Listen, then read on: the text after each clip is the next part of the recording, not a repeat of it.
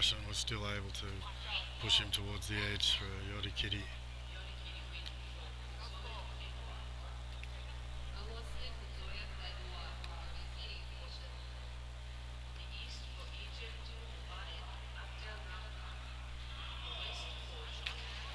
Now we have Egypt versus Japan. This will be an interesting and passionate bout.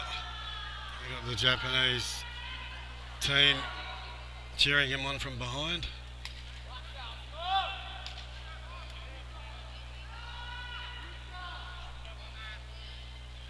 Saigo would have trained with a lot of professionals in Japan.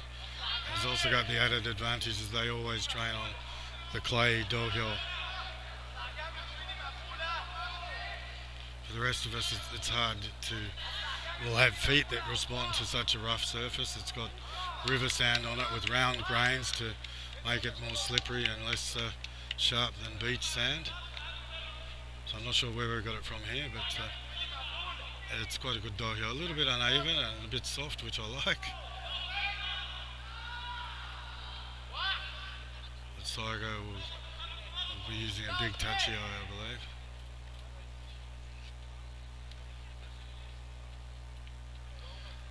Saigo means last, but he's certainly not going to finish last, that's for sure. Nerves just getting the better of the Egyptian.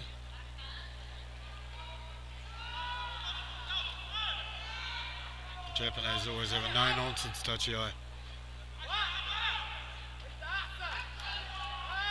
So they're locked horns together. Saigo is trying to keep his arm up, keep the Egyptian off the Mawashi. Now he's got the front of the Mawashi and the double inside grip. This is exactly what you want, but he fails to finish it off. Oh, that's a big upset. It was exactly the same as happened in Poland last year. The Egyptian was able to get out of the way and the Japanese competitor wasn't able to quite finish it off, but the judges are going to have a look at it.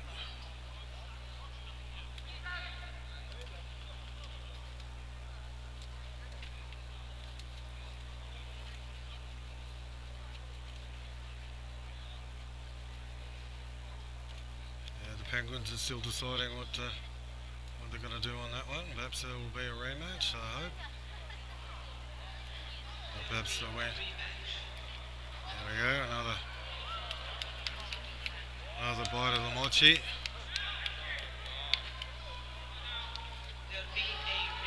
So I'm not sure exactly what happened there because I got the judge sitting in the way, but it's always good to see a rematch.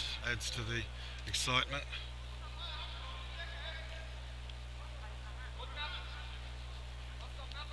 These repechages can be quite exhilarating. You never know who you're going to get. So if you want to plan for all your matches, you've really got to study the opposition carefully, but it can be hard if you haven't seen them or there's no statistics to go on. It's always good to suss them out in training. So getting excited again as we go down for the second bout between Egypt and Japan. Saigo reminds me of one of their Rikshi who was went from amateur to pro. It looks a little bit like Ichihara.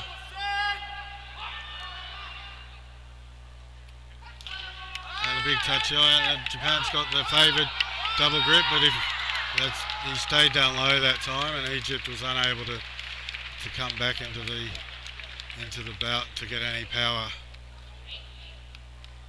So that's normally what you'd expect. So that first bout, I'm not sure exactly what happened, but Japan was able to go through.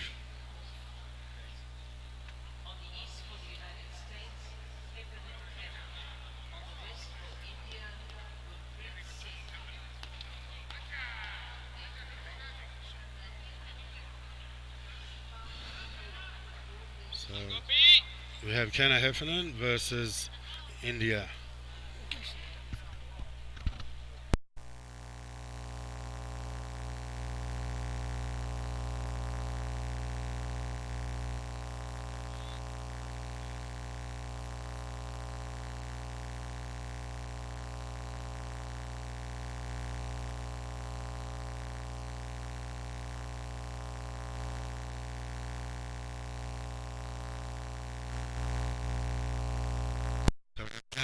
Heffernan versus India. Big difference here. Kenna can't turn it around. He's got his old wrestling style there. Now he's got the Mawashi. He's going for the Watanabe. Kenna can't complete it. It's still in. It's very exciting bout. Now they're back on even par again. Kenna knows what to do from here. But he's got to be careful. He's up against the unorthodox style. They're having a bit of a rest before the next Cobra strikes. He's going for the leg trip. That's not going to work. Kenna's getting pushed out. Managed to keep his feet in. That's the Indian opponent just kept going, but Kenna on the way down is smart enough to keep his feet in. I don't think the Indian understands that. He's sort of questioning it.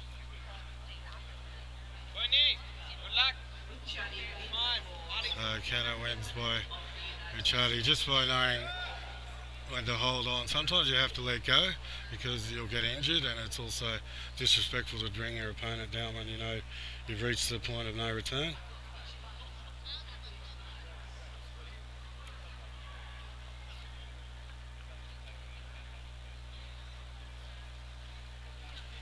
So Kenna will probably fight Poland next.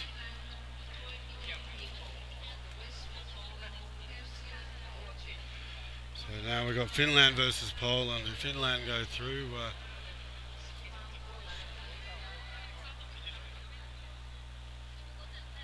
then there might still be a chance for a repechage for Australia.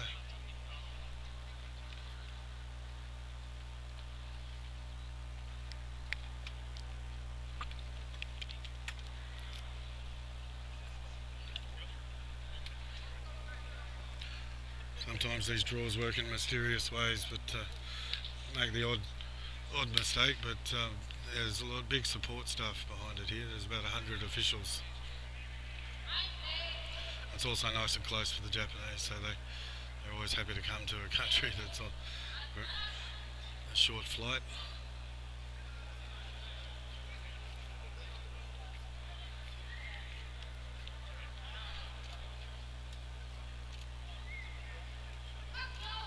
So Finland is a little bit more inexperienced, so unfortunately was unable to do much once the Polish competitor had taken him at the charge.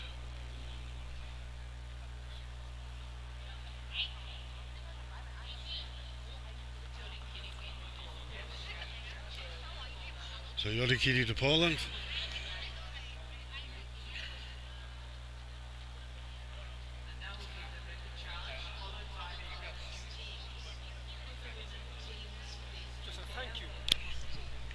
I'll be signing off for a moment here. I've got to go have a shower and we'll be back later. Thanks for joining us.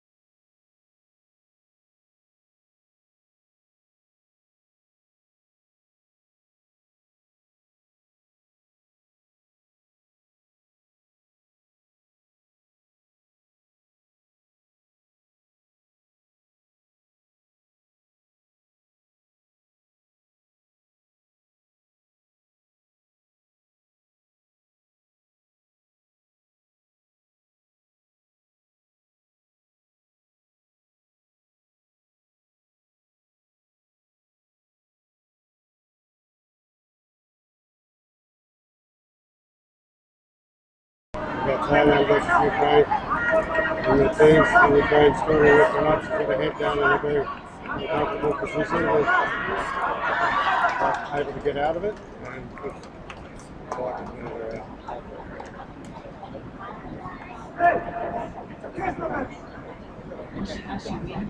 The Ukraine team don't like losing, so they're very, very competitive. They're going to have a lot of trouble if they don't bring home a medal. Ah.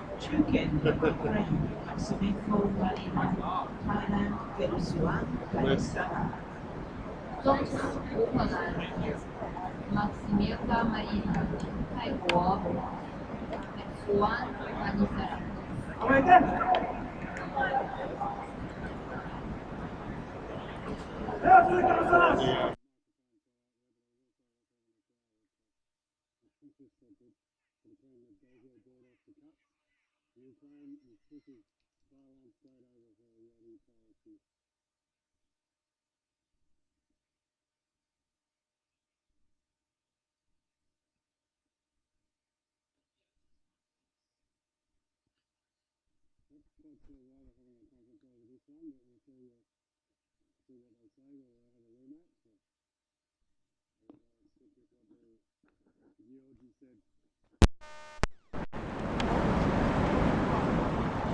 Raining very heavily at the moment, so I hope that's not affecting the sound quality.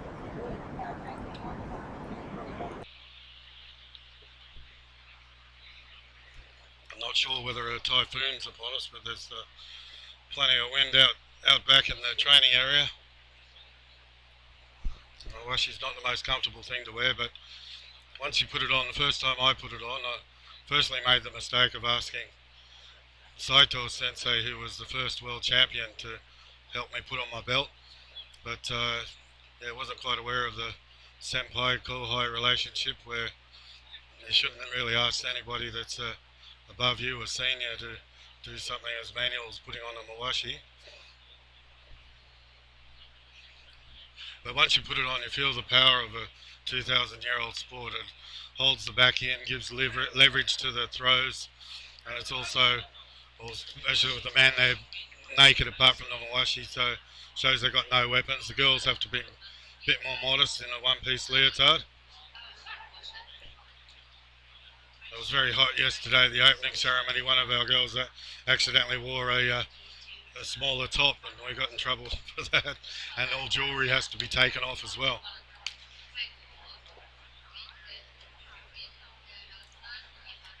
So the two heavyweights from one from Ukraine and one from Thailand. And Thai's got a slightly lower center of gravity, but Ukraine feel no pain. It's a big touchy eye. Thailand's got hold of Mawashi, but in a very unfavourable position, but she turned it around with the leg trip. Once your arms are up in the air, there's not much you can do unless you distract them somehow, and they're close enough to kick the leg out. So uchigake, which is similar to a judo throw. So it always helps to have a bit of judo behind you with sumo.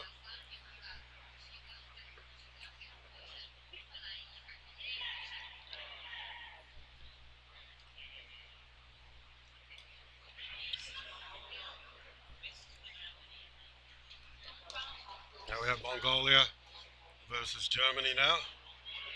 The Mongolian team, some of them are experienced. They're missing a couple of their world champions. I'm not quite sure why. I heard one that came to train with in Australia might be pregnant, so congratulations to her. Now this German competitor was at the last few championships, so she's quite experienced too, and there's a bit of a size difference here. But Mongolia are very tricky. She'll come in low and keep pushing. She's got the front of the mawashi. They're fighting with the other hand. Germany's trying to get a grip, but can't get in. So Mongolia managed to still hold on. And Germany's not in a favourable position, but she's tall. It's very hard to do something from there, but she's still got the nice wide stance.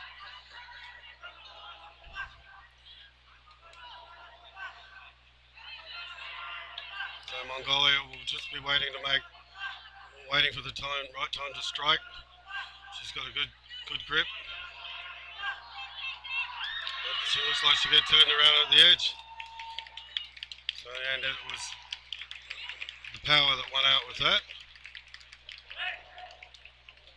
And Germany takes the win with an Watanage.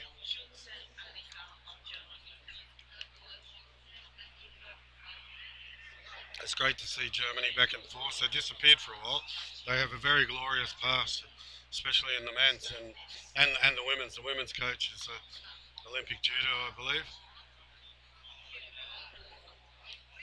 So big size difference here.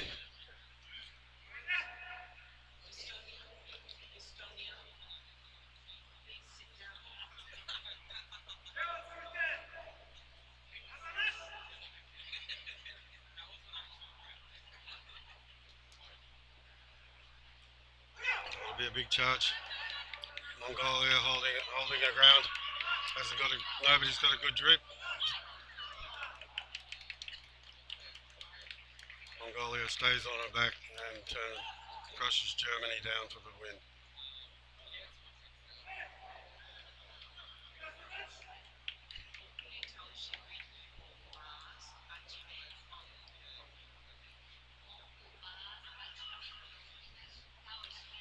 These Mongolian women produce good warrior stock, and they're also warriors themselves. As I was saying yesterday, part of the conversation involves wrestling when you talk to Mongolians.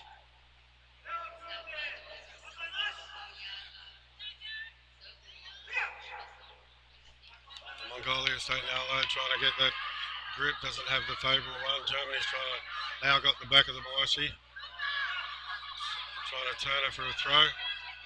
Mongolia's got the arm grip, but it's not going to work unless she's lower down.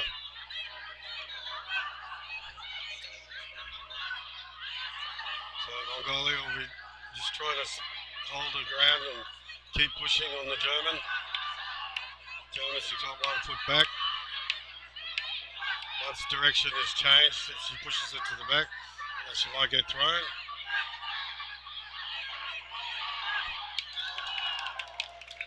And Mongolia holds on for the Yorikiri. Bit of thunder now, perhaps we've got a typhoon happening. Germany's just forgotten to bow out properly. Etiquette's very important in sumo. It's one thing we're very strict on. You've got to bow to your opponent and show respect. Mongolia go through.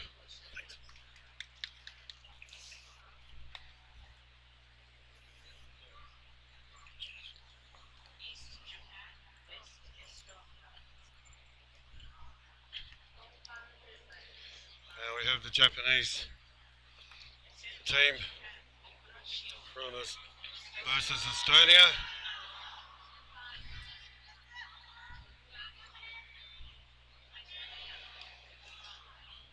Bit of a size difference here. Estonians, even the juniors, they train 5 times a week, about 3 or 4 hours a day. Japan a lot lower. So she'll have the lower centre of gravity and comes straight through and pushes her out with a oshidashi.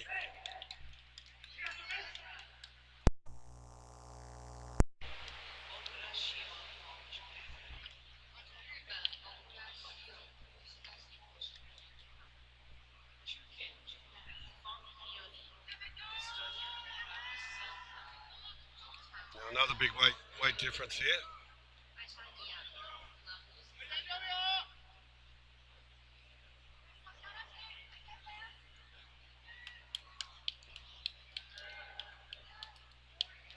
Japanese competitor from Ritsumeikan University, which is also another powerhouse in sumo. I would have loved to have done sumo at university. They even have their own Chanko Nabe rooms where they feed them. So an easy Yori Taoshi win for Japan. Unfortunately, the Estonian girls hit ahead. It's hard to do much about that, but they must tuck their chin in as they go down. Everyone has to learn break falls for safety.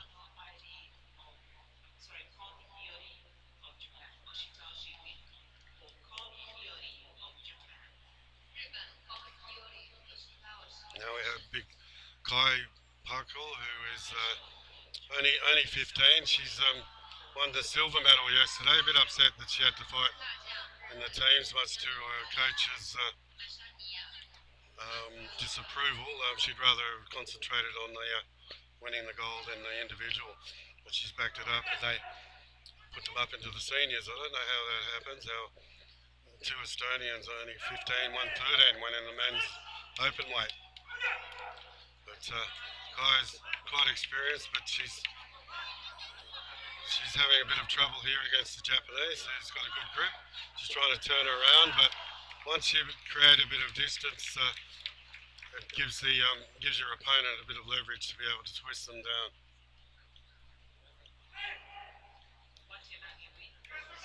Watanage to Heidi from Japan.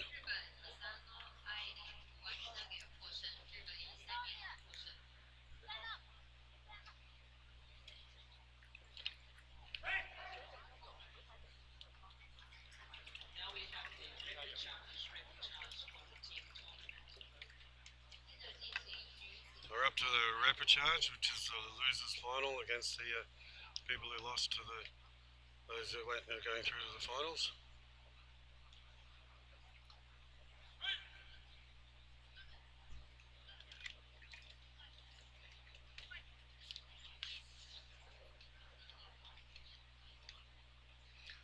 Some of the coaches are very strict on, especially the European coaches, very strict with their students. They really control a lot of aspects of their lives. They don't even want them to associate with the other teams. But I think they should be allowed to have a bit of fun. But that's the way they do things over there.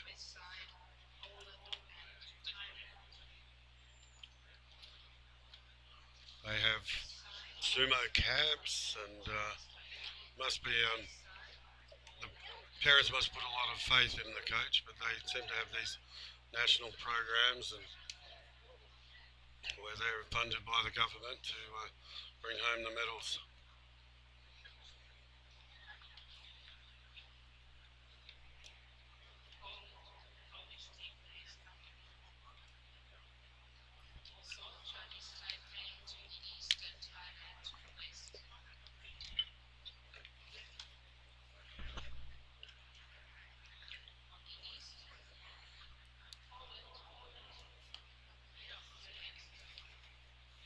It's always hard to know exactly where you've got to go. We don't have a proper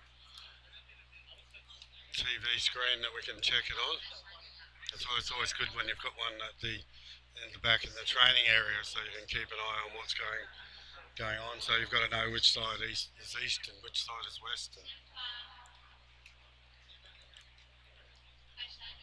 So Estonia are up again against Poland.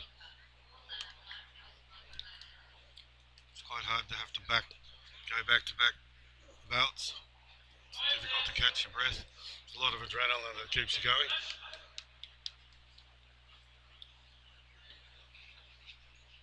Poland starting a bit back to get a run off, goes straight to the face. Gets the deep inside grip and does a skuinage or shitatanage. Sorry if watanage. Sorry about the techniques. A lot of them are very similar, and you can only see them from certain angles. That's why there's judges on all four corners, all four sides.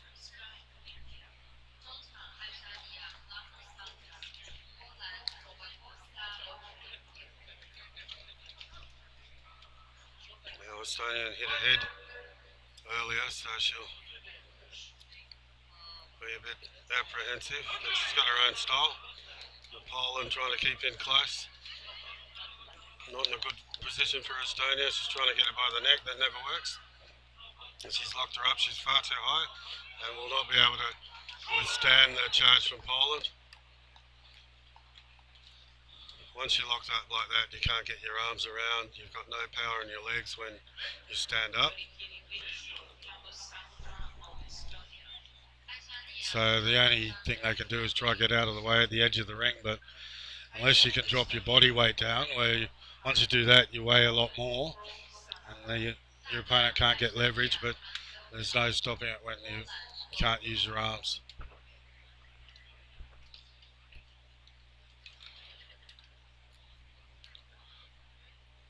So Kai Parkle against slightly smaller opponent again.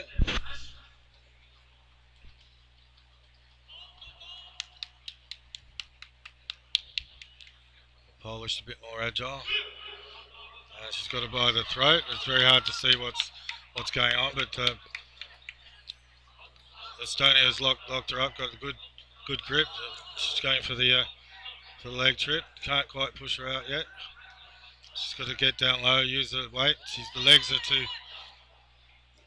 too straight. Now that's a Yori Taoshi win to Estonia.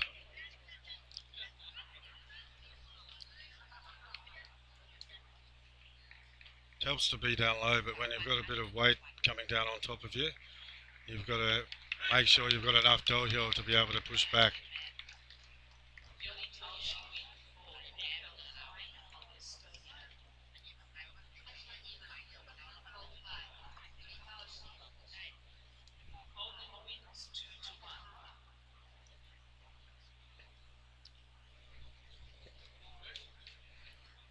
So it's a win to Poland, 2-1.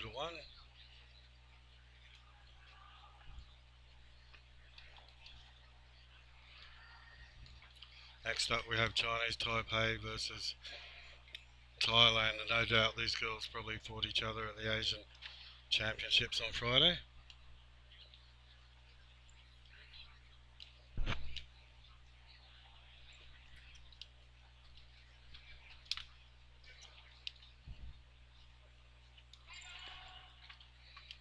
I think the Asian competitors prefer fighting against each other. Thai girl lets out a bit of a cry. She's psyched up.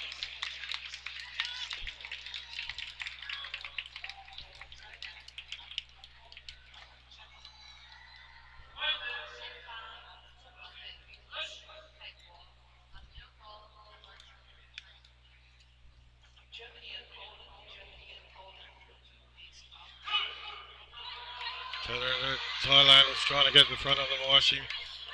It's got the other grip, but the Chinese Taipei is still on her. The crowd are cheering for Chinese Taipei.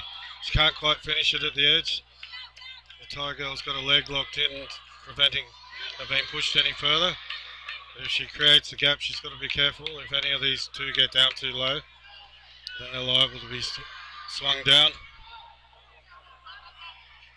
A bit of a stalemate at the moment. It's a very slippery ring.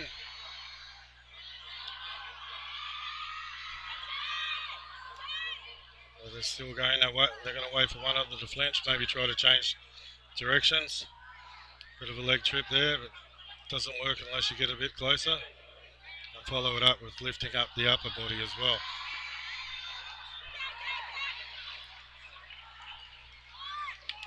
The Chinese Taipei just can't seem to get hold of her opponent properly. She's going for the leg trip. It's not going to work. You've really got to put your chest to the leg, because there's no way that arms are strong enough to pick up a leg. So Thailand trying to pull her down. The Mawashi's almost coming off. If it comes off or touches the ground, then that's the end of the bout. No wardrobe malfunctions allowed in Sumo. She's got to be careful she doesn't get close to the ground. That Mawashi's coming off further. Thank God they've got leotards on. Chinese Taipei just trying to put the power into it. Nearly went down there. But it's still going. If it goes any longer, they might have a break and they'll be able to fix the Mawashi. And it went by Chadi. We might have let's see what happened there. There was a bit of twisting with the feet at the end. I don't think the judges have a problem with it, so they're going with the Kyoji.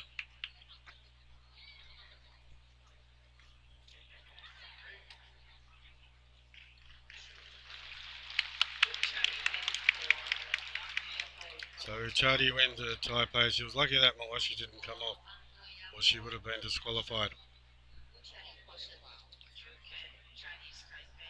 I think that Mawashi's a bit big for her and maybe a bit new.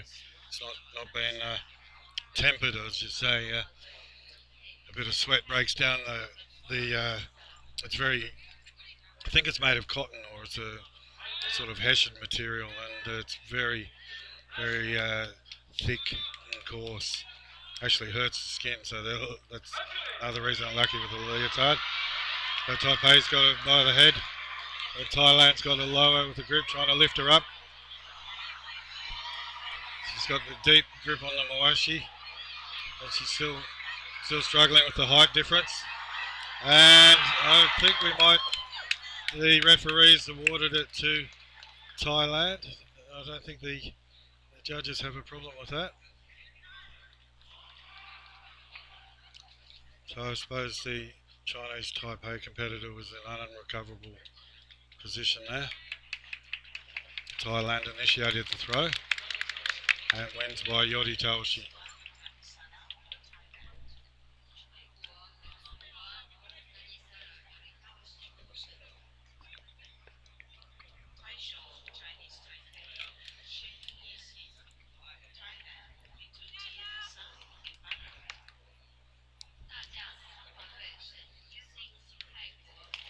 Viparat is world champion, I believe. Or in fact, she may have only got a medal last year. I'm not sure which one, but she trains very hard. Goes to Japan, goes to the championships over there.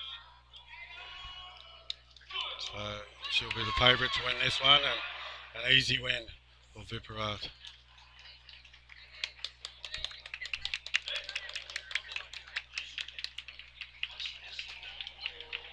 By Oshidashi. So a clean sweep for Thailand, unfortunately for the local fans.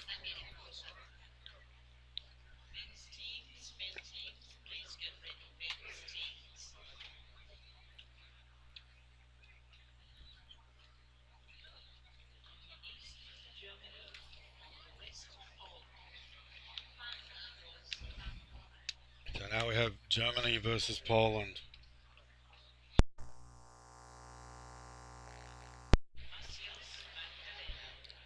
So Annika Schultz, one of the veterans, versus Poland. Annika's got a few more tattoos since we saw her last.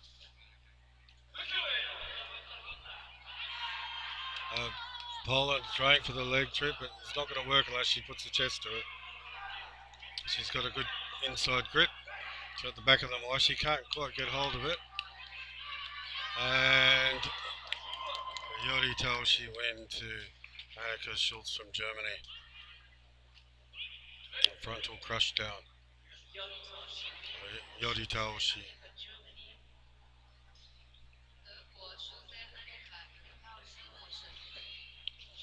I think Annika's dyed her Mawashi. I think they've also got a pink Mawashi. It can cost a fortune to dye those things. They take up a lot of ink.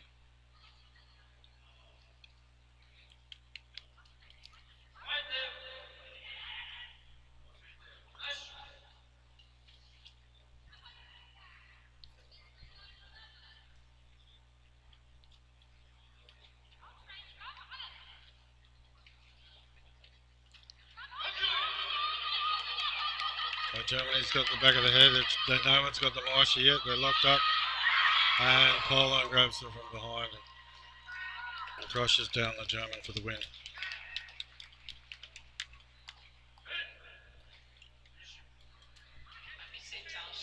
By Abise Taoshi.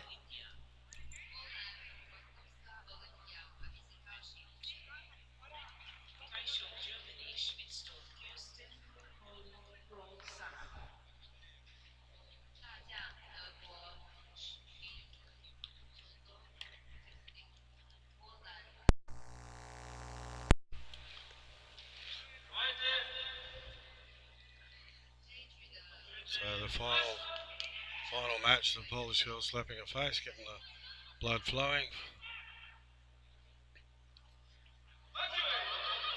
And I think the German hesitated a bit there. She's left her arm out. Now Poland's got the Moashi.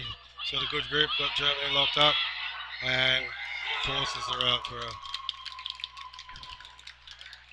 for the win.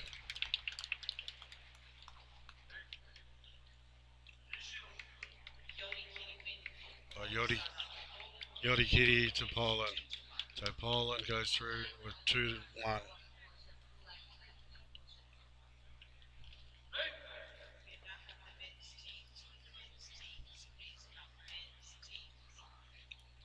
So change over for the men's teams event.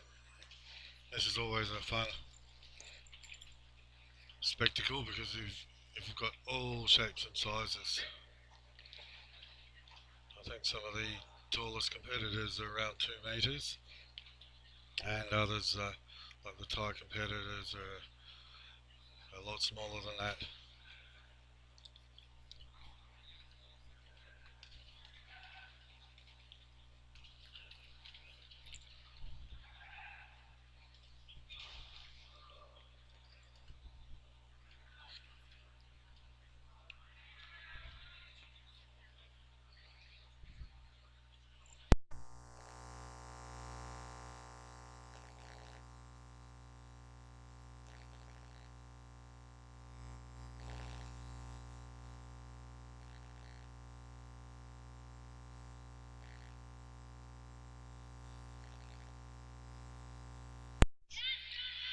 It's always hard to organise everybody to show up at the right place at the right time.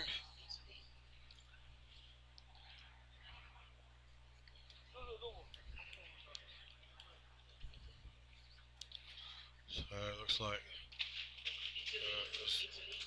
Australia first up.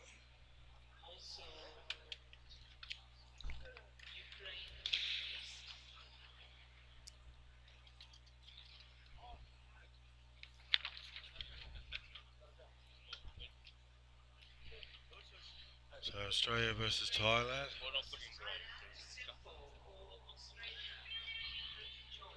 This is the smallest team we've had for a while.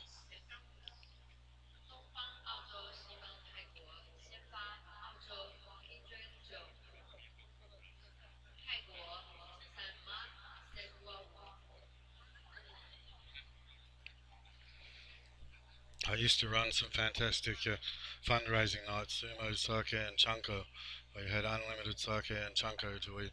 So I think I better start doing those again and feed up the boys. Chanko is the high protein diet that we eat, and they call it like a legal steroid. It's the weapon of mass consumption. Very tasty and very low fat and high protein. We have a bit of tofu in there, fish cakes. Before a fight, you only want to eat 2-legged animals or animals with no legs, because to eat 4-legged animals is bad luck for being in the ring. If you're down on all fours, it symbolises a loss. So chanko is the diet for sumo. Very tasty. So Joel lives on a farm up in Queensland. Has built his own ring, and there's a swamp on his property. A few mosquitoes out there, I believe. Okay, so Joel will be looking for a big touchy eye. If he can stay down low, watch out for the face. Now he's got in there, and it's a win to Joel from Australia.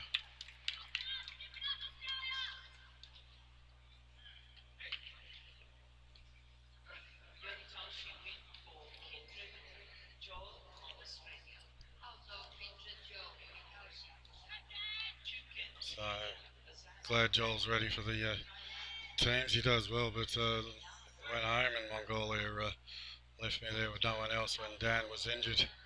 Bit embarrassing, all dressed up, no one to fight. So now we have Dan Bazana from Australia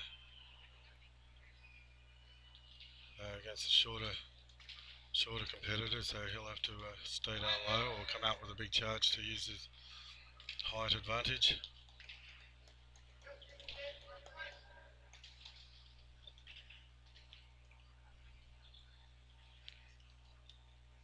Down will have to be careful here. He's got with a slap to the face. He's actually managed to get in and manages to finish it off.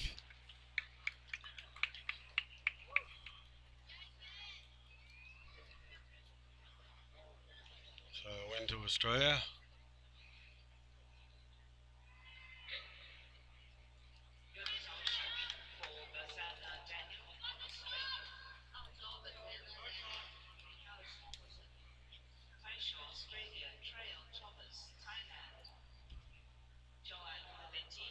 My nephew Thomas Trail against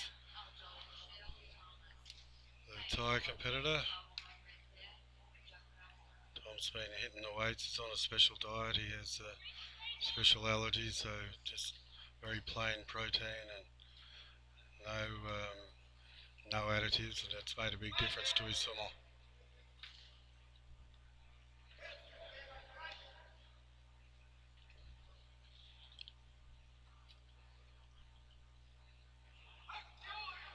And Tom's a bit high. He's gonna have to get in. He's got to watch out for the leg trip, and manages to finish it off.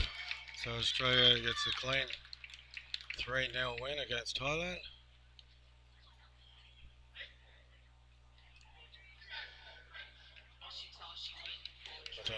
Oshi to Oshi.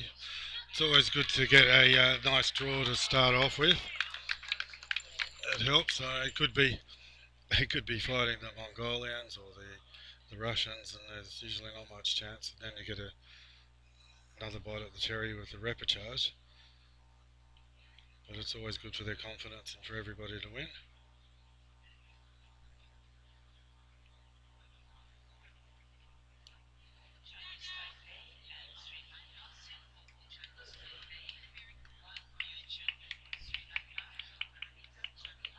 So we have Chinese Taipei versus Sri Lanka, the competitor that I fought in the open weight. He nearly got the better of me, and then I pressed the kill switch and had to finish it off.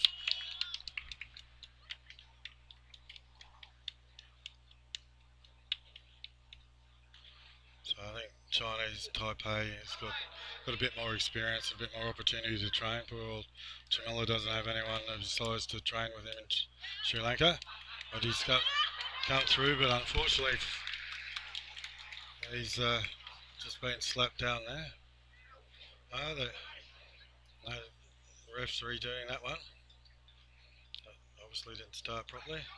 So now he knows what to expect from Taipei. He won't be fooled. And he pushes out for Oshidashi.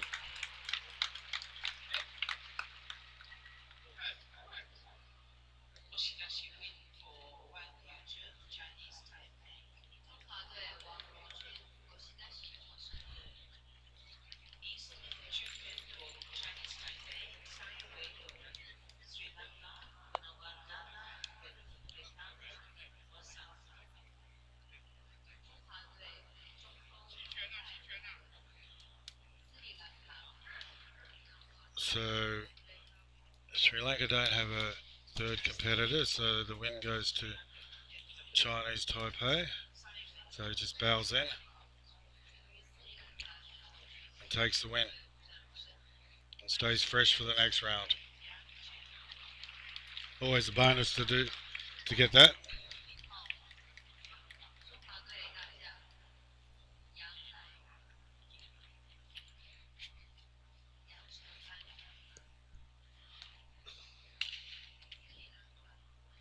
Big size difference here.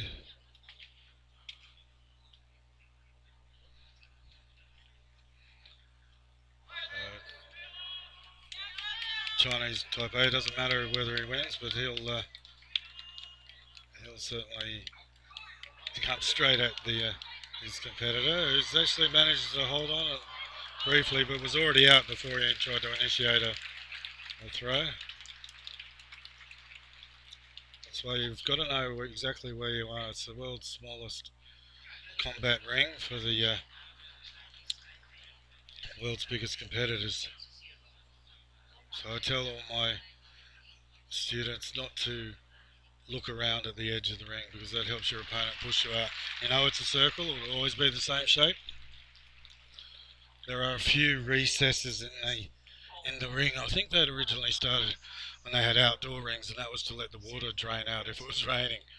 And they also used to have poles holding up a roof, but a lot of Japanese judges were getting crushed by the competitors, so they started suspending the roof from the ceiling.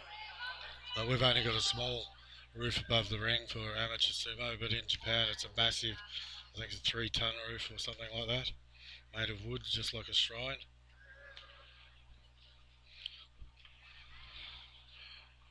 So Brazil versus Poland. Poland has a very big charge on him. I copped a headbutt from him earlier.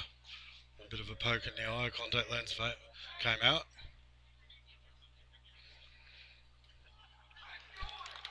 Brazil has taken the onslaught, but he's put his back to his opponent, and unfortunately been pushed out by Poland.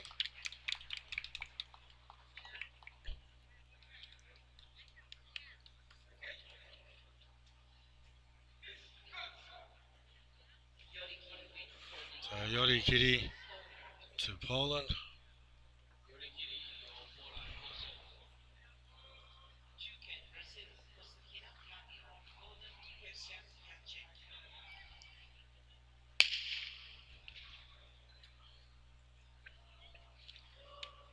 The Polish guy, a bit of a veteran. This is one of the new up and comers from Brazil. He's got a very dirty mawashi because they train on a dojo like this. But there's nothing to offer his larger Polish opponent, and is easily pushed out by Oshidashi.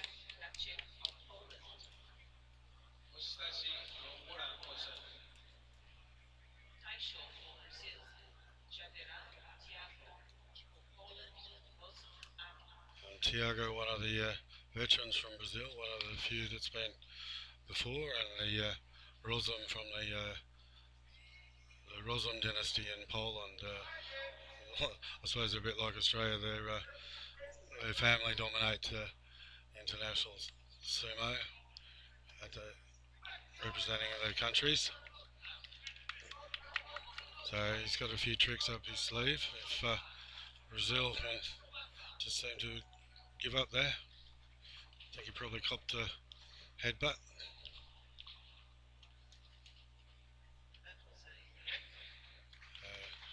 Poland wins by Yorikiri.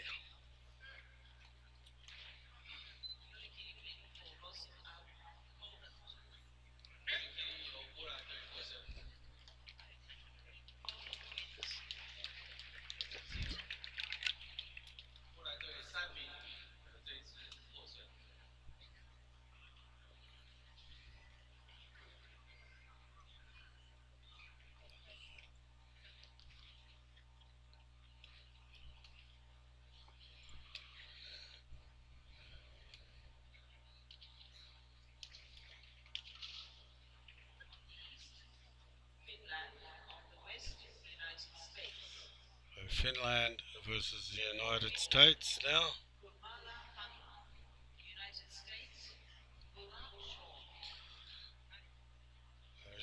Sean Buller, a Iraq veteran,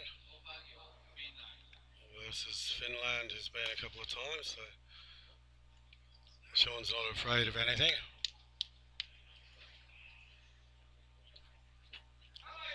Maybe he lacks the experience, but if he can use his weight to his advantage at the touchy eye and doesn't fall for any tricks.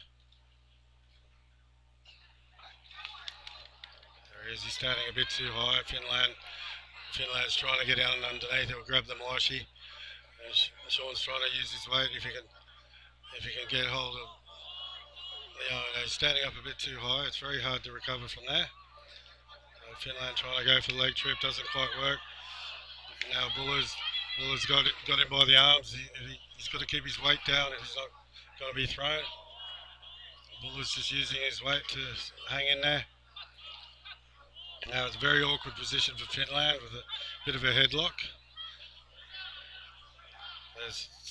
It does reach a stage where it's illegal, but Sean will have to keep his body down and forward.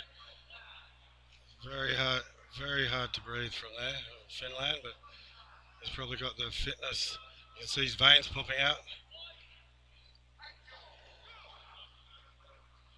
Buller's still got the sense to keep his legs wide so he can't get twisted down, but if he loses the stance, still not that wide. Very awkward for Finland, but he does have a deep grip on the Mashi. Moving Buller towards the Tuata. He'll have to make sure he knows where he is and stay in there. I think he's run out of stamina and steps out. A bit of a bear hug at the end. That's good sportsmanship, but a bit of an exhausting bout for USA, and Finland take the win by Yori Kiri. But yeah, Sean's very enthusiastic and is looking forward to continuing, and I'm sure we'll see him in Hawaii. So any sponsors out there, the USA could use your help.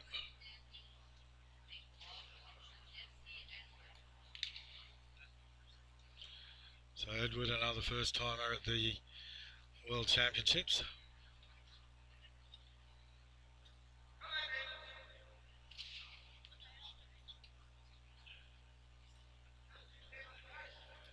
Bit of a weight difference here, so you'll have to be careful. But I think if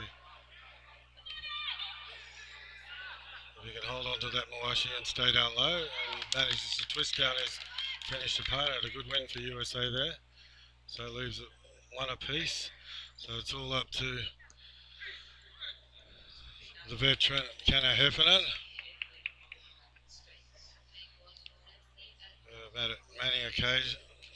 Many occasions he is a regular at these events and always adds a bit of colour to it.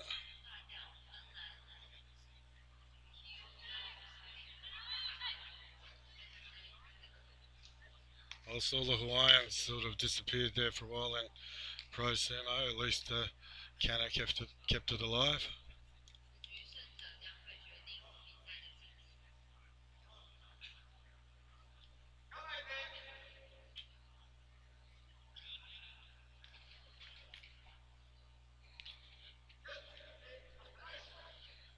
So Kana will have to win this for USA to go through.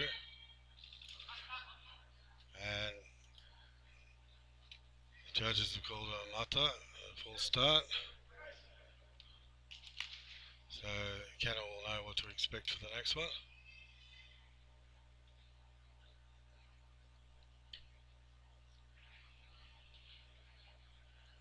Kana, one of the rare competitors from USA, doesn't mind going traditional. No pads. He's got to watch it, he's got to turn around. He's unfortunately not able to come back from that, and USA goes down with 2 losses to Finland.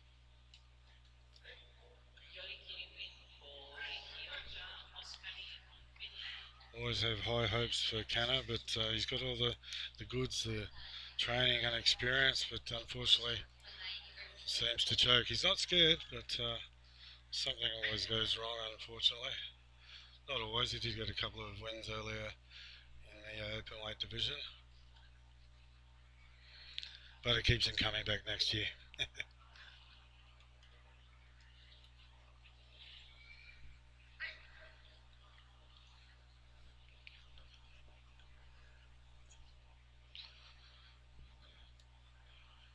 Now Russia have got their whole team there. There is a substitute allowed, but once the team's decided, they can't. If someone gets injured, they can't put in another. Can't put in a substitute.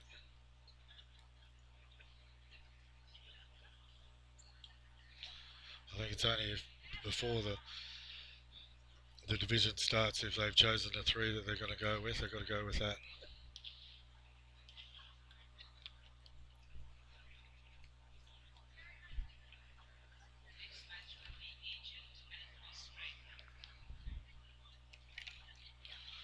So we're into the second round. So Australia versus Egypt. I think Egypt was seeded, so they didn't have to go in the first round. So this will be a tough one.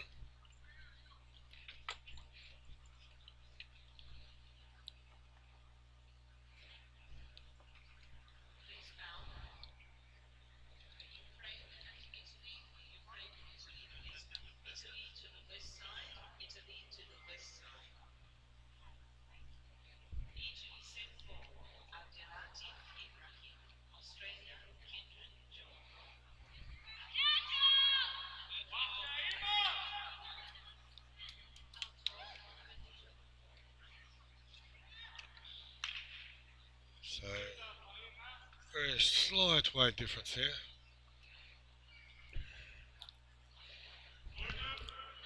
Versus a very cuddly Egyptian.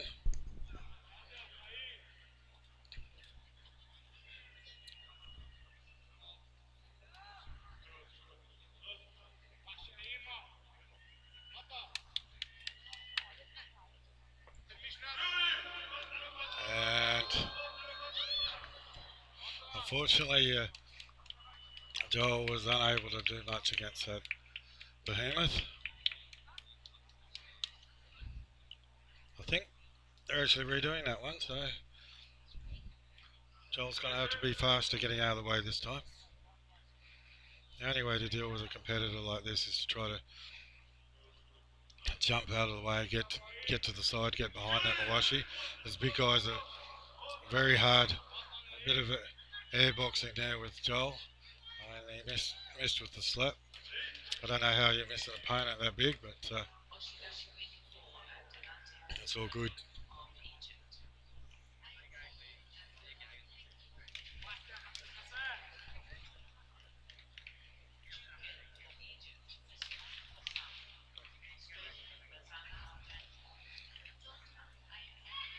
Sam from Egypt, another veteran versus Dan Bazana from Australia. Call Hassan Velcro Man. He's a bit furry, except on top. Oh, Dan's gone for the Nodawa to the neck, and he's got to keep in there, and then he gets twisted down and meets the dohyo.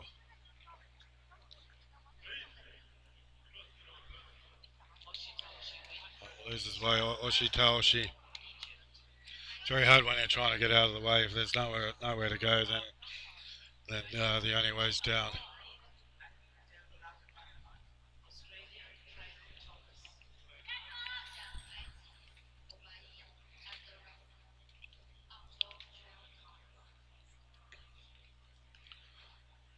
Now nephew Tom against Abdul Rahman, perhaps a relative of Osuno Rashi, similar name. Then again, a lot of Egyptians have similar names.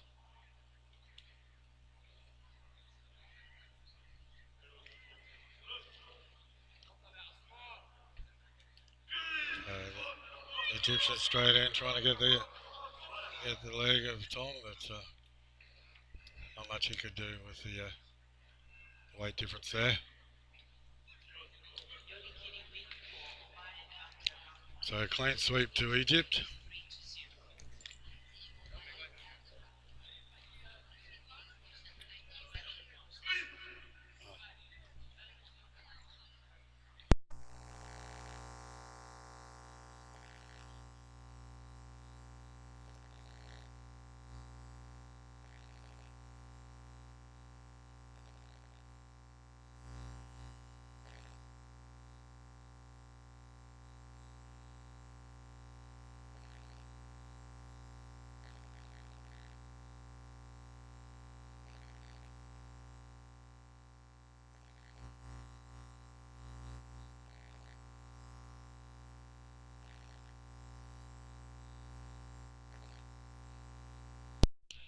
Now have Ukraine versus Italy.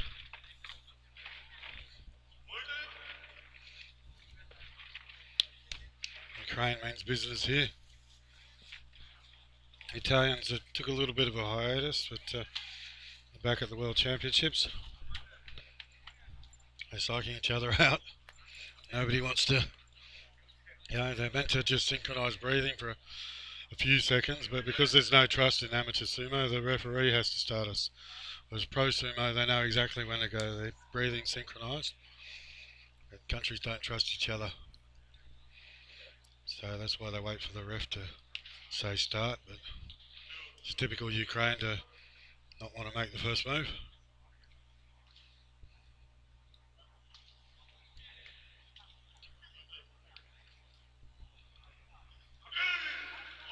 And Ukraine's just taking it easy. He's got him. He's just edging him towards the Tawara.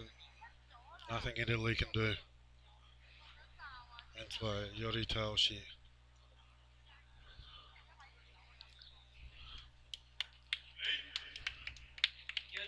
Or Yori Kiri, pardon me.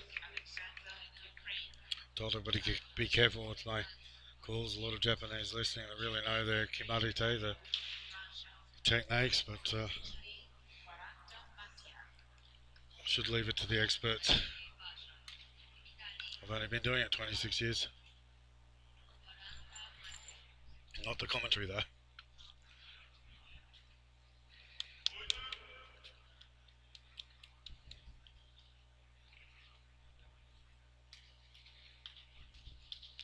I think our Italians might be from Milan.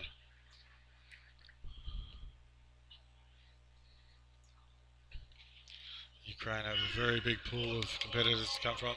Slaps them in the face. The Italians got hold. They both got the same grip. The Ukrainian will get ready for the throw. Just waiting to strike. Waiting for the Italian to get into a position that he likes. And there's still a few leg trips going on. There's a bit of life left in the Italian. Ukrainian's going to try use his right hand to for the throw, but keep him in position with his left. The Italian looking at the ring, can't quite get him to the edge, but the Ukrainian's letting him do what he likes and goes for the lift.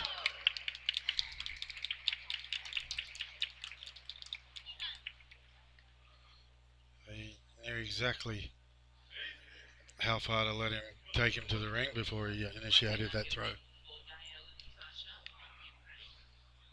That's why the Watanage underarm throw. So that's what a bit of experience does for you. It helps you know exactly how far you can let your opponent push you and do the work. You just wait till their energy runs out and then you strike.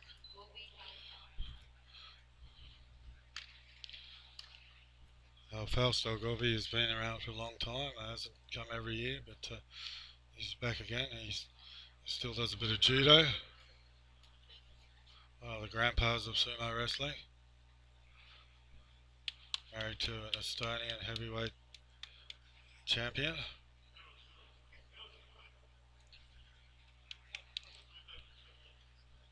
He can't write off his old man. So youth versus experience here. But the Ukrainian goes immediately in for the leg. Also a bit disappointed himself falling for that one. That's what happens when you miss leg day. Ashitori. I think in Pro Sumo they added an extra one. The Mongolians are very good at even just picking up a foot. They had to change a few of the techniques to put all the Mongolians' wild and secret little techniques in there that they've developed with their own style of wrestling. So it's always good to see other people using it. We're seeing a lot more techniques here in the when we got a mismatch of the competitors.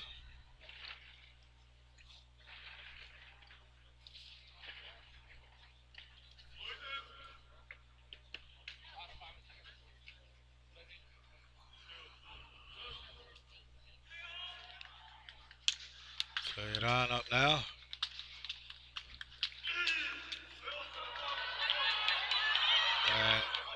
Early slaps down his Chinese Taipei competitor. It grabs the front of Mawashi and it wins by Yori Taoshi.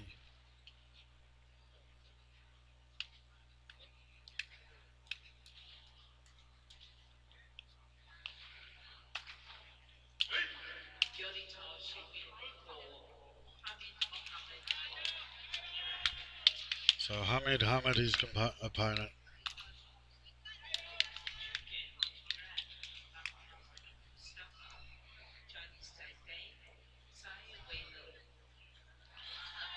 I think he's the captain of Chinese Taipei up now. He got to make the players' oath. They do a salute that was a bit of a problem in Germany, but nevertheless that's the tradition of Sumo when they make the players' oath.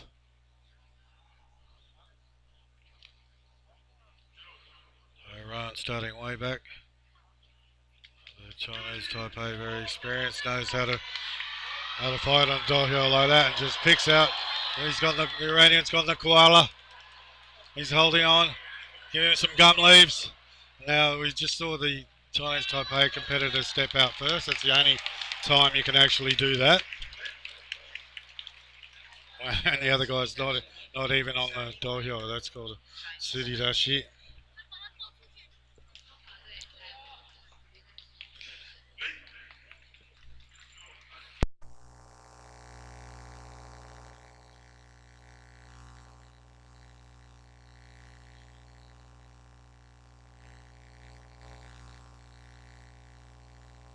Now the crowd getting behind the local favourite.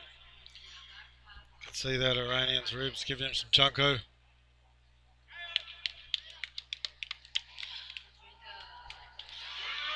As you can see, competitors are athletic. They're not just fat, they're a bit chubby for a reason. It protects the organs. So he's trying to go for the leg lift, but Chinese Taipei left the leg there. And I think the referee's given it to Iran. I don't think the judges have a problem with that one. It was close.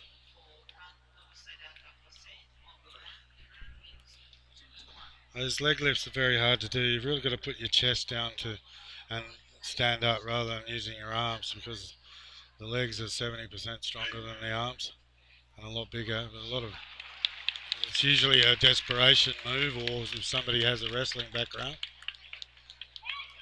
I'm banning it in my club because a lot of kids try to do it. It just doesn't come off, then they try it again. It's a hard thing to do unless you really know how to finish it.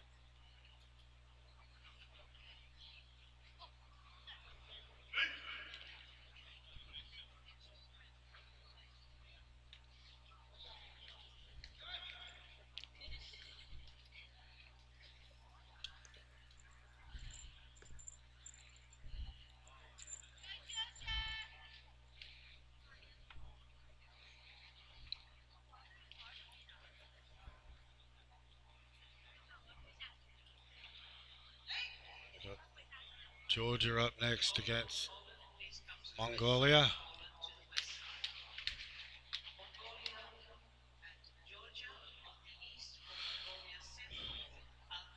Georgia are coached by Kokai, who was an ex-pro sumo. Very, very nice guy.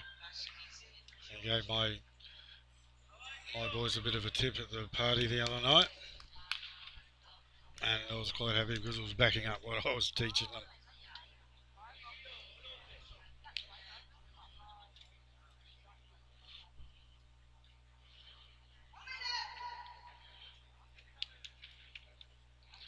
Georgia got size on their side, but the Mongolians have got proud heritage and a lot of tricks up their sleeves, although no sleeves to hide them. So Georgia's in an unorthodox stance,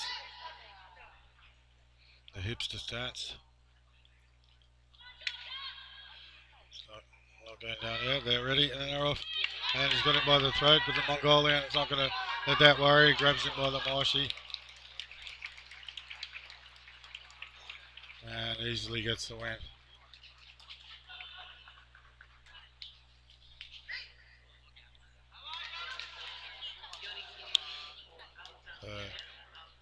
Yori Kitty to Altanguru. I think he's actually got a few medals at World Championships in the past. Mongolians have rarely failed to finish in the medals. In fact, I think they've probably been in the medals every year.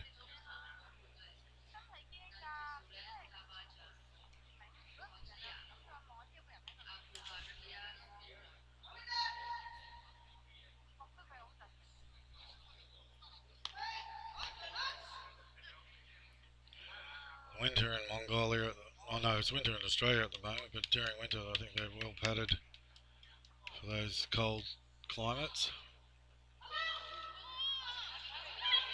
He's getting his cheeks a bit of a squeeze, but the Mongolian wins with the classic one arm under and then control the other side, so that allows them to control the direction of their opponent. It's something you practice in drills as well. Wins by Yori Taoshi.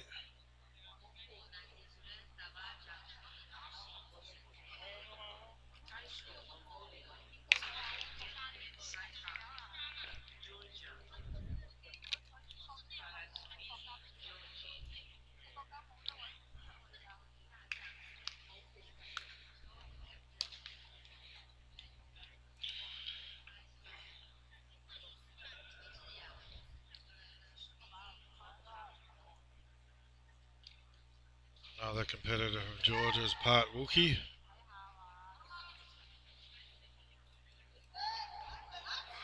Mongolian just having a big stretch of the jaws.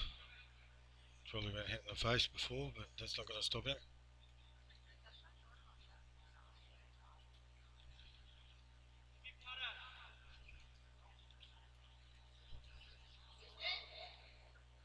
Georgia's not very flexible, unable to get down. Probably can just touch with both hands, and then he'll be off. He's really not down low, so it's hard to do much against it. Although he's got the Mongolian by the face, but that's not going to stop him. The Mongolians are never phased by getting slapped around. So Oshidashi and a clean sweep for Mongolia.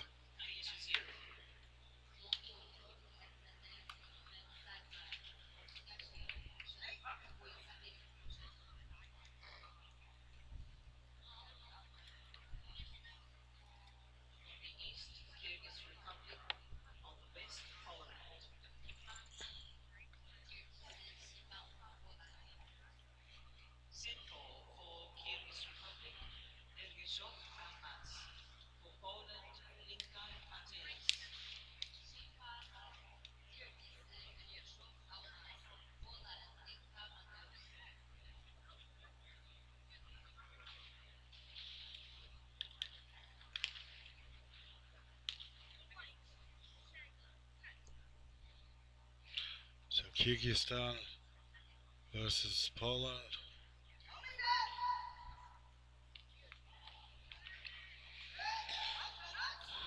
Poland offer and turn around and kick the corner of the ring. Oh, there's no corners, but just their way of psyching up.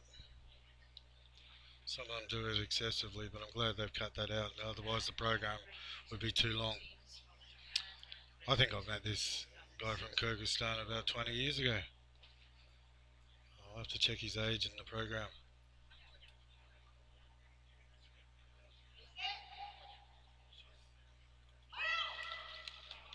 He comes out, tries the Kachiage, but the poles are very good at turning them around at the edge. Wins by Yori Kitty.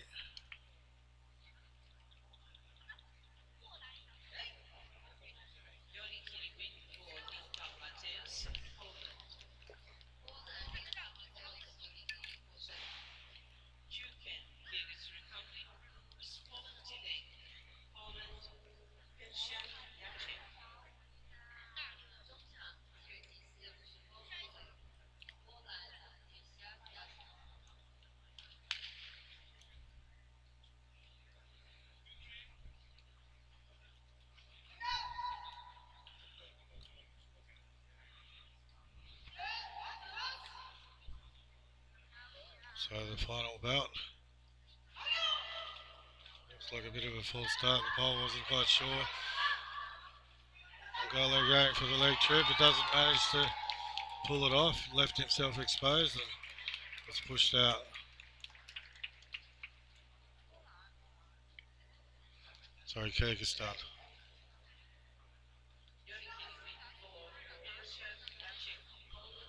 Yorikiri to Poland.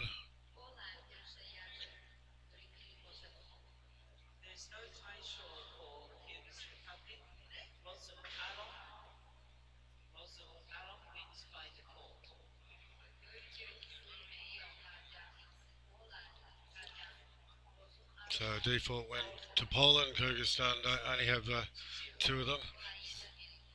That's a long way for them to make it. I believe there's the World Nomad Games in Kyrgyzstan in September. So we're sending Katrina, the announcer, ex-Australian Sumo Federation president, and Dan Bazana are going there. It sounds like a very interesting event. So all these interesting sports for the nomads. So they've offered to put everyone up, and as long as they can get to Kyrgyzstan. So now we have Japan against Great Britain. It's good to see the men back. They seem to only come when there's a film crew following them.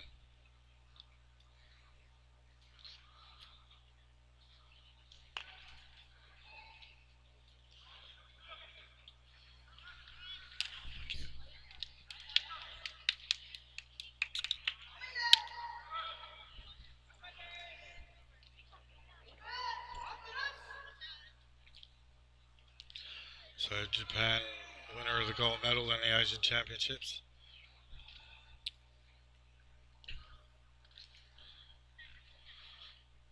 So Great Britain taking his time. Oh, he's managed to get back for a split second before succumbing to the superior techniques, size and strength of the Japanese competitor. The Japanese have the perfect body for sumo, the short legs, stocky body, short arms, so it means they can actually get their arms when they got their elbows a bit higher up, so it's hard to lock them in for anything. So when you've got longer limbs, it makes it a bit difficult to fight Japanese style against the Japanese.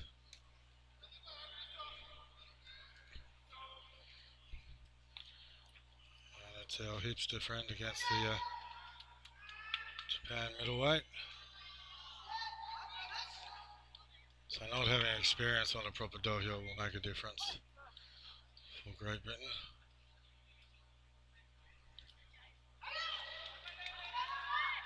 He's got to watch it. He's got to get down low. Now Japan have got the Mawashi, a deep rip, so he's gonna go for the throw. Hey, what's the nugget?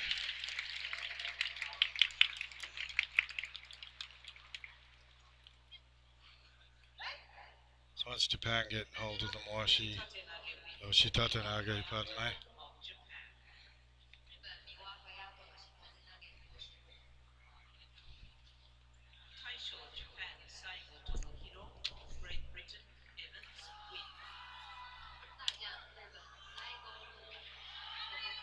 So Saigo, the champion, versus the first time Great Britain competitor, but he's being brave. He's going to enjoy himself. I know his heart's racing at the moment. He's got the film crew keeping an eye on him. But there's no better way to go against the Japanese champion. It's always a blast. It's the closest you come to the real thing. He's having a bit of trouble getting down there, and Japan with a standard win there.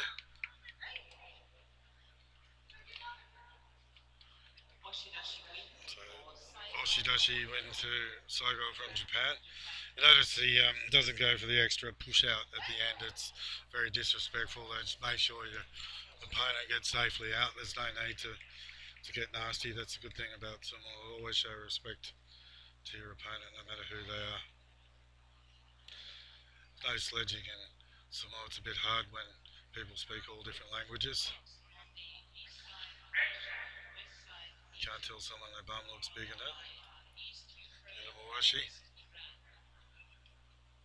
So some countries wear pants underneath their mawashi for cultural reasons. I was surprised even the Tongans are coming from a tropical climate. I thought they wouldn't mind, but apparently it's a cultural thing where the sisters and women aren't allowed to see them showing too much flesh.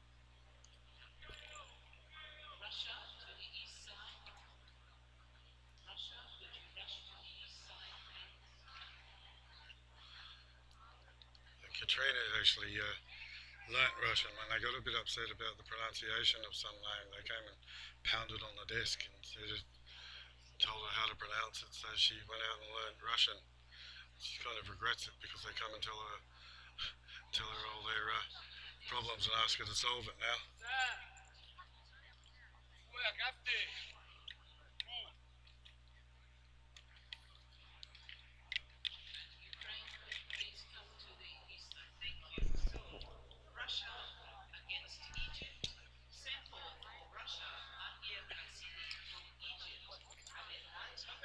So Russia versus Egypt. This will be interesting and very passionate, but the Russian team are the favourites.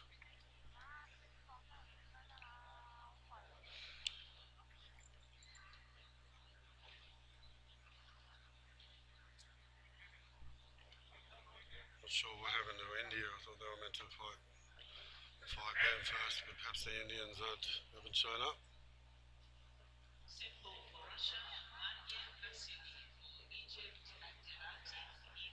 But Margiev, the competitor I got in the second round of the open weight, not much you can do against someone like that, but I thought I'll just take a leap of faith and charge as hard as I can. It was just like hitting a brick wall.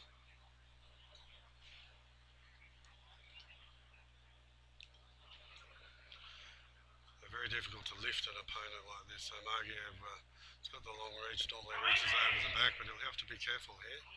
But he has so much confidence and strength that he's not going to be phased. It almost looked like a smile. A lot of people have been saying, I can't even get an expression out of him, but he's so focused. Even with bad knees, it doesn't stop him.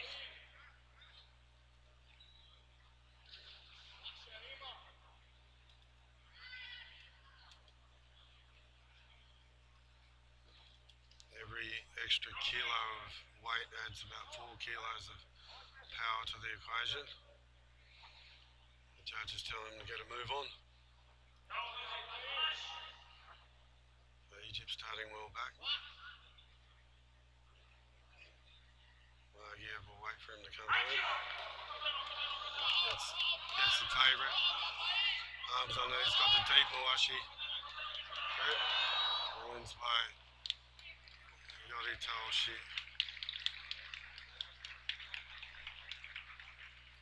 There's no doubt about Margiev. I wonder how long he can go.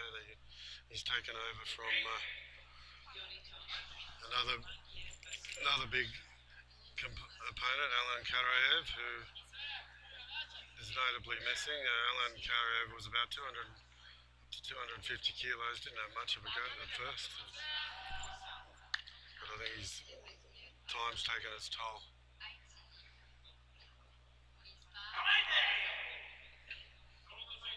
Two veterans up this time. I hate standing next to the Egyptian coach when they're fighting. It's very loud. Be cautious with that touchy eye from Egypt. Russia having trouble getting in. He's got him by the neck now and doesn't even have to bother following him out. Very powerful thrust. When they put their hips behind it like that, it's more powerful than a 1-inch punch. But that's confidence that he knew that as soon as he got him by the throat, he could just push him out.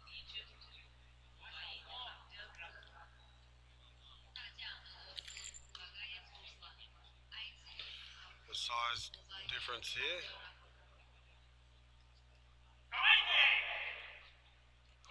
But the Egyptians are fiery. So I think we're looking at another clean sweep for Russia. And pushes him out for the Yodi Kitty win.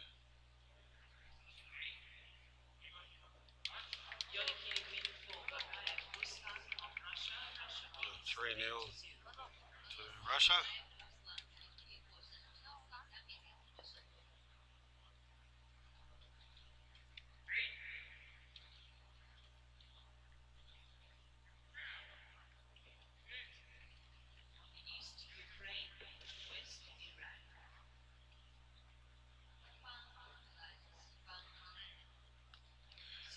So Ukraine versus Iran now.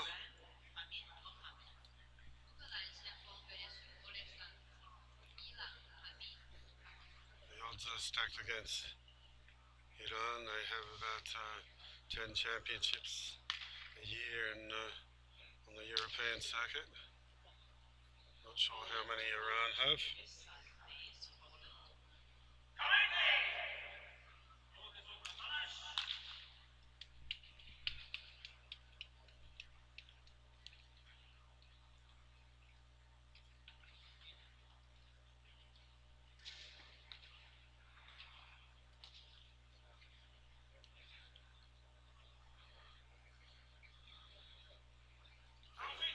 This will take a while as usual. It's Ukraine after all. Let's put his hand down.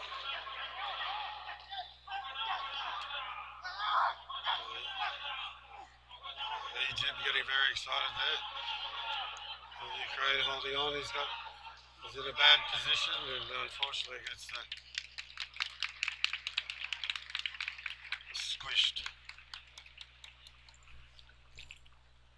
A good effort by Iran. The Ukrainians known for being able to take control. So it lasted a little bit longer than I would have expected.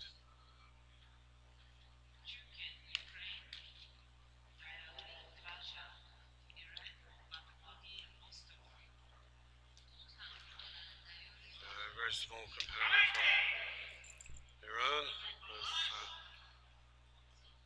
tall, lean, muscular Ukrainian. Those slaps to the face.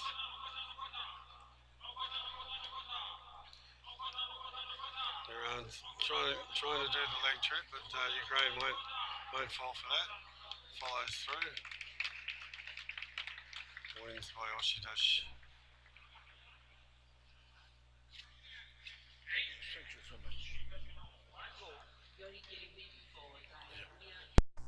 Sorry, Yodi Kitty. It's getting a bit late in the day.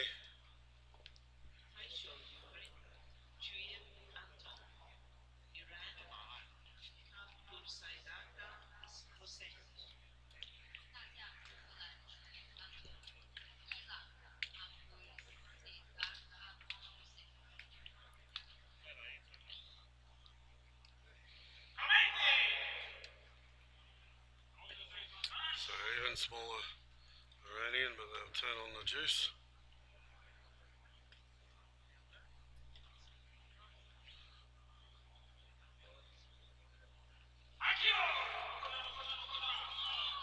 And unfortunately gets slapped down by the Ukrainian. Iran will be a bit disappointed, but they gave it a good shot. Hiki Otoshi to Ukraine.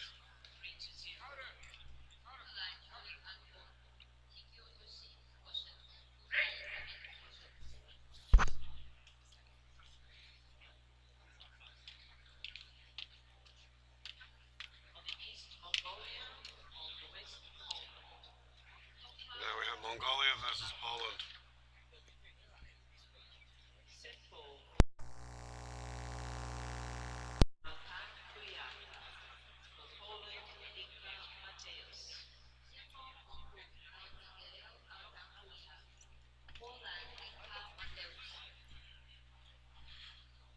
different styles here. Mongolia, we looking to stay down low, not get picked up by the taller Polish competitor.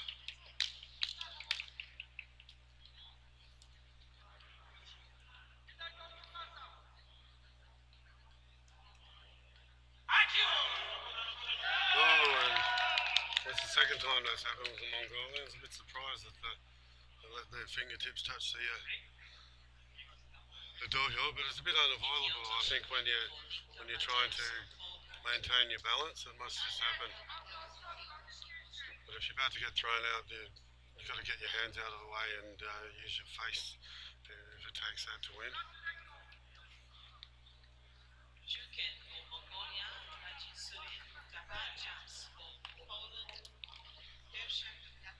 Let's see if the Mongolian can even it up here, but I'm not sure these guys a little bit less experienced than in the past. Mongolia's had a couple of ex-pro sumos for them, but they've moved on. One of them's coach. They've got the resources. And a big touchy eye from the Mongolian, but he's hit by the face, but manages to turn it around. So he's happy about that.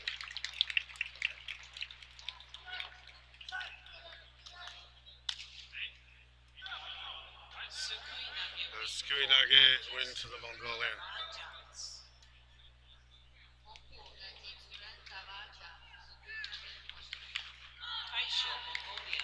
As you can see, it all could be turned around very quickly.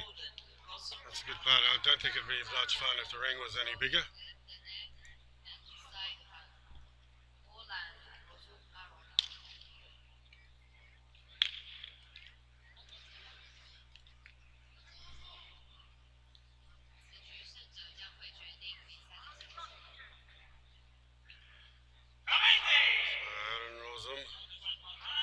So it's one apiece here.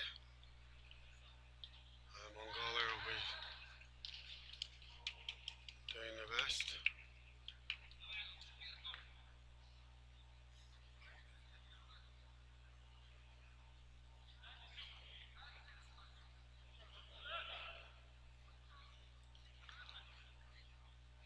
Big touchy eye from Mongolia with that.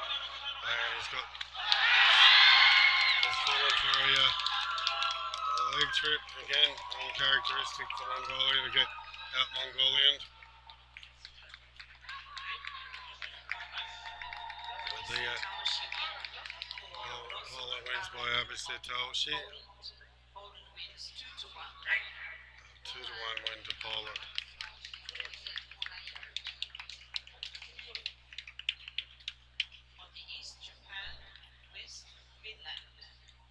So the Europeans have really discovered that secret was to fight with a full repertoire, including doing what the Japanese do, and also going to Japan to train makes a big difference. Some of us have trouble just finding the right facilities and the right people to train with, so a week or two in Japan is worth a lifetime in some other countries where you don't have the resources of having people with a lot of experience or people that know the traditional way of doing sumo.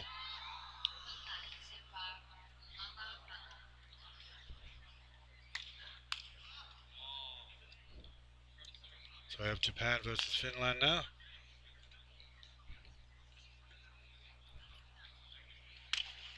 Japanese competitors just having a last stretch.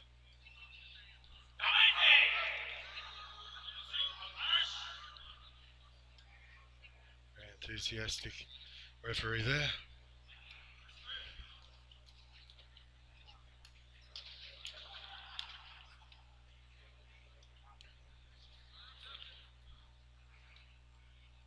Japan ready to hit him with a big touchy eye. Take control. He's going for the throat.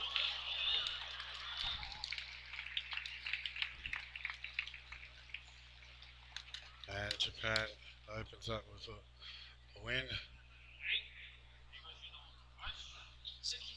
by Skidashi.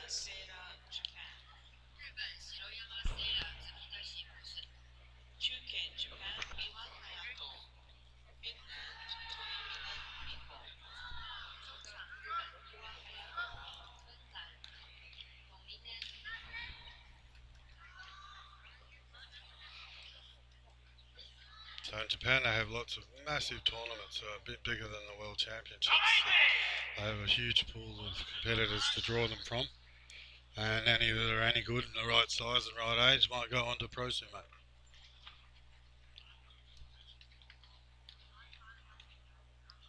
The Japanese competitor down low, just going for the standard thrust out. It's hard to beat those slaps in the middle of the chest.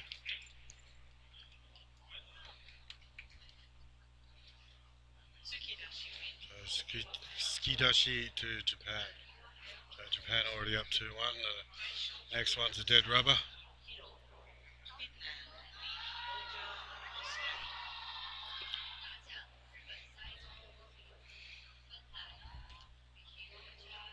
The big cuddly bear, Saigo.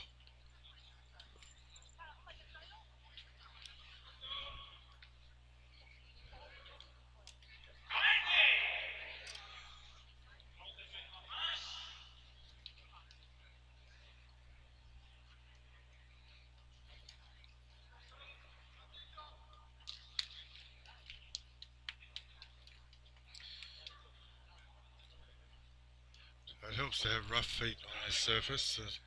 Not sure whether they do it barefoot in Finland.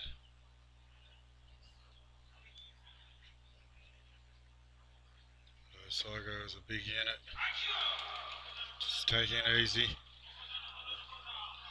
There's no point trying to slap down someone like that, but it worked. That was very uncharacteristic for Saigo. Excellent work by the Finn.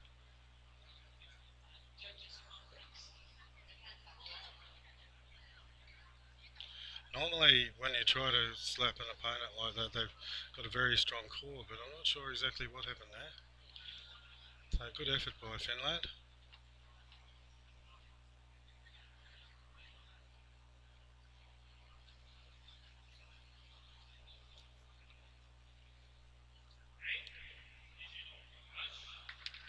So they awarded the win to Finland. That was very unexpected to take down a champion like that. Perhaps he's got a bit of a sore neck, I believe. Hataki Komi win.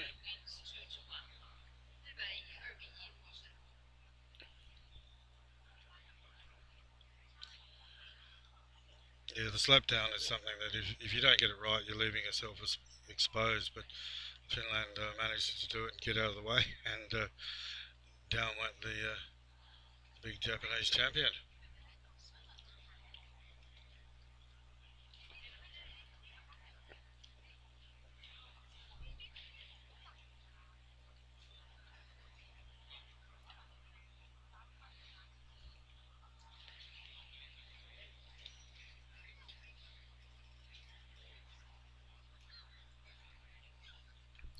A bit of breaking in proceedings at the moment.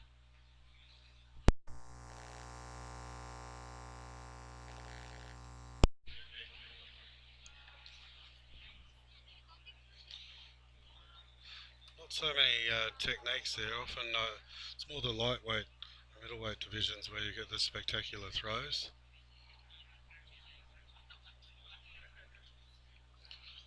So also in Pro Sumo, there's only a set limit, or only a small amount of techniques that they actually use because they're a little bit safer and more common. But I think we've had a bit of a change in the guard, so in a few years' time we'll see a lot more spectacular sumo. So we've got a few inexperienced competitors, but it's always spectacular.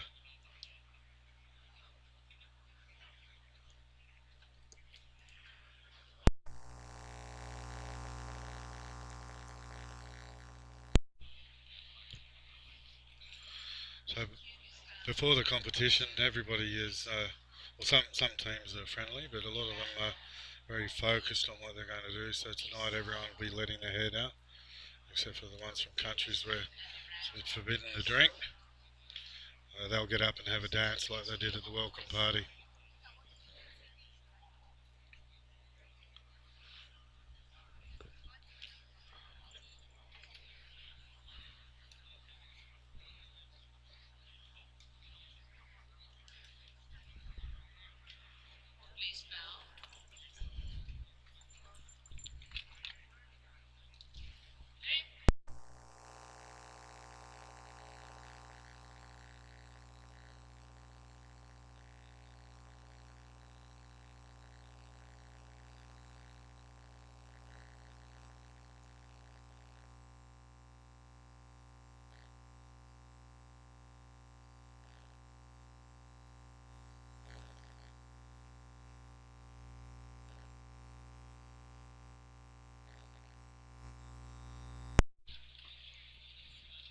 Kyrgyzstan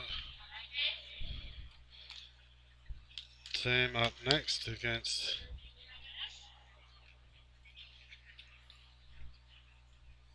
Brazil in the repechage.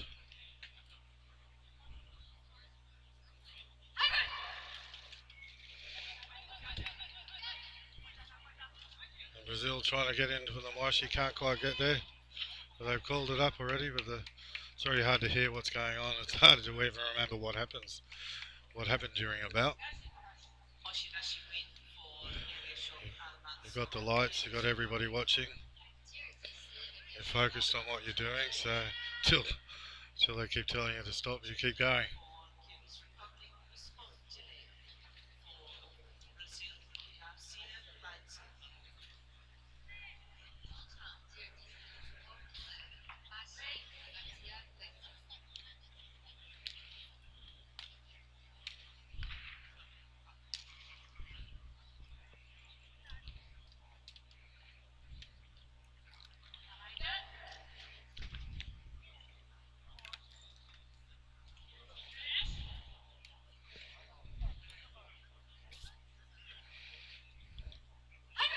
A bit of a size difference again here. Kyrgyzstan's got in from behind. Brazil trying to capitalise. He's got a deep grip. If he can get around on Siki's shoulder underneath, he might have a chance. But he's managing to stay in just by keeping mobile. So Brazil should really slip his shoulder in behind there and go behind the Kyrgyzstani opponent. But he's focused on using the left as well. He's doing well to stay down low, but run out of steam.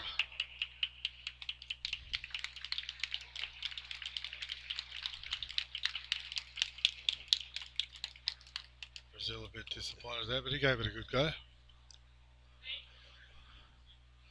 Such a size difference, it's very hard for a smaller opponent to control that. But what he should have done is capitalise on that deep grip with his right hand, shoved his shoulder in underneath and pushed his opponent sideways, because it's very difficult for big guys to walk sideways.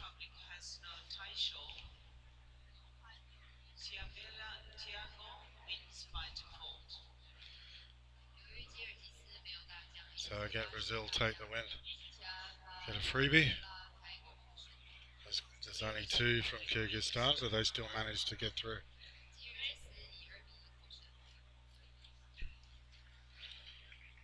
We somehow once got through a few rounds with only two of us. We had a sheep farmer from Australia, Ollie Wilsallen, and we managed to beat New Zealand and India, and then found ourselves in a repechage with the Mongolian world champions and Ukraine.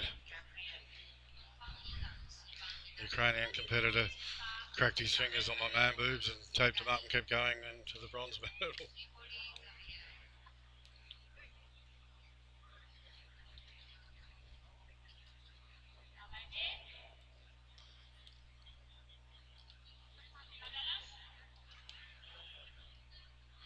So Italy versus Iran now.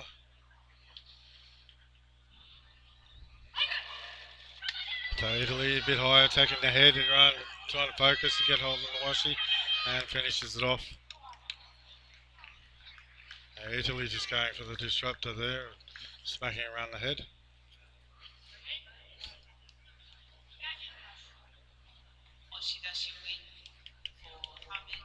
Those slaps are a hard thing to time. It's almost like a punch, but unless your body's behind it, it doesn't always work. It takes a couple of years for the pro sumo to perfect that.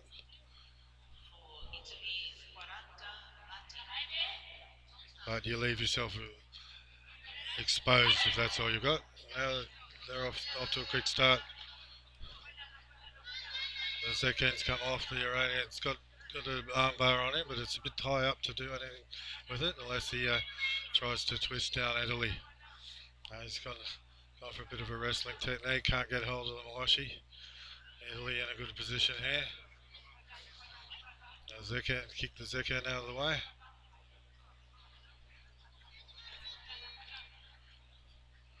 They're still locked up. Italy will move him towards the edge. Let's hope he doesn't do what Poland did and then push him to the edge and get turned over. The referee's saying, Nakoto, you're still in. They're still in, and they're not quite sure that he'd run out of real estate and stepped out. Yorikiri to Italy.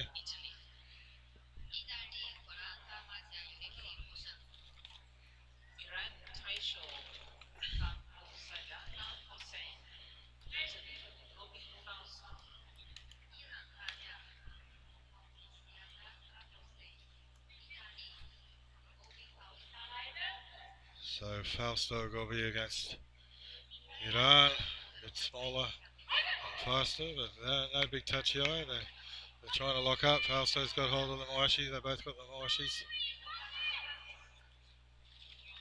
Fausto will try to use a bit of his judo perhaps, but doesn't want to leave himself exposed. Struggling to get another grip. He's got the unfavourable outside grip. They're fighting over the other hand.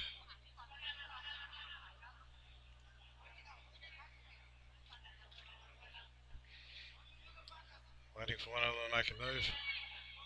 It's always hard to know what to do when they've both got the same grip or they've only got one side. But usually the opponent with the underarm grip is in a stronger position. Also trying to create a bit of space to pull the Iranian down, but doesn't quite work. Iran's got his head underneath there.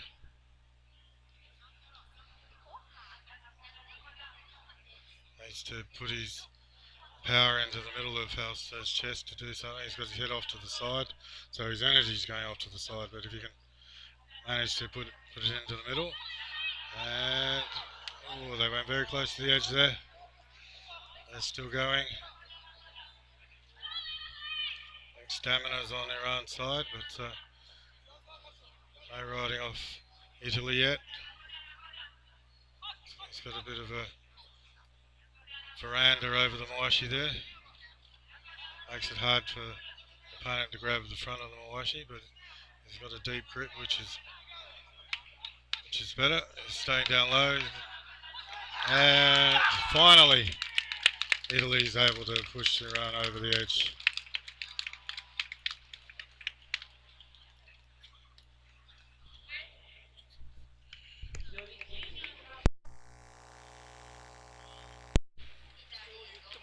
So this channel will close soon. Please, we'll continue on another channel. Please check www.ifs-sumo.org. We'll be back soon.